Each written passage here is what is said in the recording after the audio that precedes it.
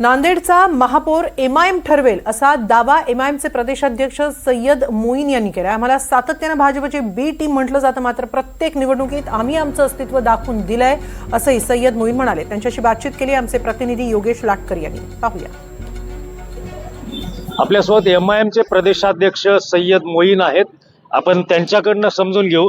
एमआयएमने सगळ्यात पहिली लिस्ट जाहीर केली 20 उमेदवारांची, कोणीच इतर पक्ष करू शकलं नाही, काय कसं काय असा? सब दुविधा में है, क्या करना और क्या नहीं करना।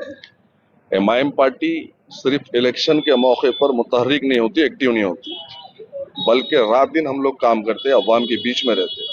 कुछ पार्टीज ऐसी है जो महीने 2 महीने के अंदर एक्टिव होती है, लेकिन एमआईएम मजलिस इत्तेहादुल मुस्लिमीन पूरे 5 साल तक अवाम की खिदमत को बेलौस तरीके से अंजाम देती है।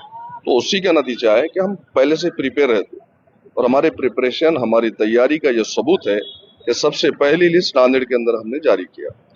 एक नेहमी एक आरोप होतो, तसा याही वेळेस आरोप झाला की भाजपची बी टीम म्हणजे एमआयएम आहे, काय प्रतिक्रिया? जो लोग हम पे आरोप लगाते थे, आज वो लोग खुद बीजेपी में, आज वो लोग खुद बीजेपी के अंदर। जो लोग हम पे आरोप लगाते थे, बिहार के अंदर क्या नतीजा है, उन्होंने बीजेपी को जिताने का काम किया। मजलिस इत्तेहादुल मुस्लिमीन ने कम सीटों पर लड़ाए और सीमांचल में हमारे 5 विधायक जीत के आए, 5 आमदार जीत के आए।